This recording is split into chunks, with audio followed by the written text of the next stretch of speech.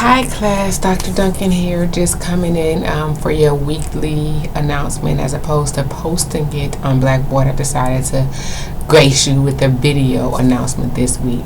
So first off, I need to apologize because last week's module writing assignment was actually the writing assignment from module 4.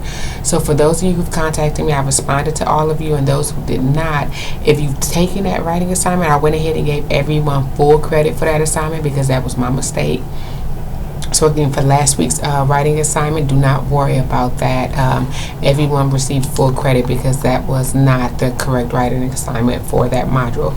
This week we are moving on to module 3. Inside module 3, we're looking at chapters 4 and chapters 5. Within chapters 4 and 5, we're starting to talk about and really starting to look at how we're going to make these judgments and these ethical judgments when it comes to law enforcement or comes to the criminal justice system. So becoming an ethical professional and looking at the roles of society. So before we jump forth, I just wanted to come in and give you a little overview. So we started off talking about what are morals and ethics.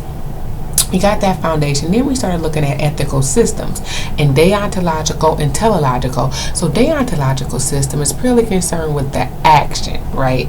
The consequence, the end result, the action that's being done. That's what we're judging. Whereas teleological is judging the consequence.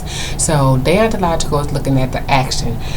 In that PowerPoint example, it says, for example, giving someone money, giving someone who is in need money is good according to deontological because the act of charity is good. So that's the only thing we're judging is the action, not what happens as a result of the action. Then we look at teleological, and teleological looks at the consequence. So now that's looking at like the end result, what they do with it. And from there, we start diving into different types of ethical systems. Ethical formalism, utilitarianism, ethics of virtue, ethics of care. There's the question of whether egoism is actually an ethical system that we can use. I understand I teach this class face-to-face and online. I think sometimes online when you're like reading and doing it yourself, sometimes it's like you're having to teach yourself. So I wanted to come on and try to provide that foundation before we go forth any further with the ethical systems, because the ethical system is a major part of your capstone project. I will be posting your capstone project this week, the rubric. Don't panic, the capstone project rubric. And what you're doing with this capstone project is analyzing an ethical issue. So earlier we learned the difference between the ethical issue and the ethical dilemma. You are going to select an ethical issue, and for your capstone project, you have to support it using one ethical system and oppose it using the other ethical system. The key assessment here is whether you can align that particular ethical system with the correct rationale as far as why it would or would not support it. So when you look at the ethical pyramid in chapters 2, we say that the ethical pyramid is comprised of 3 components: the ethical system, the moral rules, and the moral judgment. The moral judgment is what's being judged, what's being determined if this is good or bad. Your moral rules stem from your ethical system. So it's not something that you can go in and just arbitrarily say, oh, I know ethics of formalism wouldn't agree with this, or what, you have to be able to articulate why. When we look at ethical formalism, one is an absolutist, right? It's an absolute, meaning if murder is wrong, murder is always wrong. We make no concession. Walking in and seeing someone molest or beat or hurt your child does not give you grounds to commit murder, according to ethical formalism. When you take that same topic and you can switch it, if you're talking about ethics of care, or maybe if you start looking at utilitarianism, it's different. So what I want you to look at is, as you're preparing for your capstone project, really go back, look at those ethical systems and seeing which one that you really want to dive into.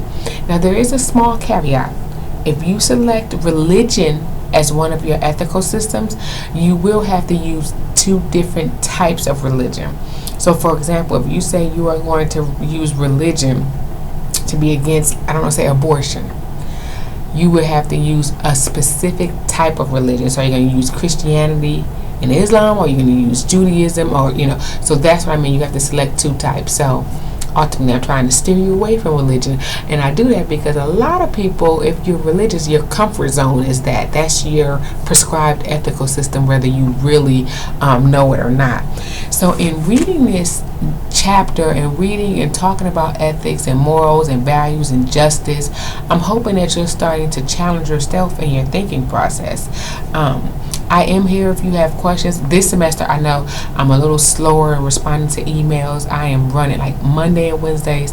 I'm in the classroom from 9 until 2:35. So I'm just running. So it's not that I'm ignoring you. So if I do take longer than you would like, more than 24 to 48 hours to respond to email, please send me another email. Please don't take, if my email is short, don't take it personal. Just send me another. It's usually I'm trying to send this email to you before I run to the next class. So I just wanted to touch bases with you on that. But so yeah, module 3, we're moving on to chapters 4 and 5. Inside of that, you have 2 quizzes, a midterm, and discussion board. Now, chapter 5's quiz is not a graded quiz. It will behoove you to complete that quiz because that will help prepare you for your midterm. So I do not provide you with a study guide for your midterm. Your midterm is actually comprised of all of your previous quizzes. So if you've taken both attempts on your each quiz, you've seen every possible question. Now, if you've only taken one attempt, and let's say you scored really well and you didn't need to take it for a second time, there is a strong possibility that you may see questions that you have not previously seen. So even if you've already taken it and you did well on that quiz, I would encourage you to go ahead and take that second attempt just to look through and familiarize yourself with the questions and make sure you understand it, because the highest grade is the grade that's retained in the grade book. So if you earned a 95 and you go back and take it a second time and get a 30, the 95 will still remain. But just to help you prepare for the midterm, because I often get questions, is there a midterm study guide? So there's not a midterm study guide. It's just comprised of your previous quiz questions up until this point. So your midterm will cover chapters 1 through 5. There will not be a final exam. Your final exam grade stems from your capstone project, which again, I will have that rubric posted for you this week.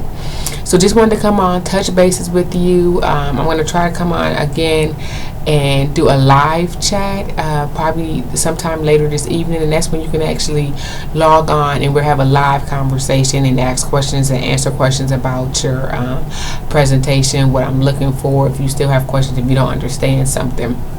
So if not, I think that's pretty much it. Feel free to give me a call.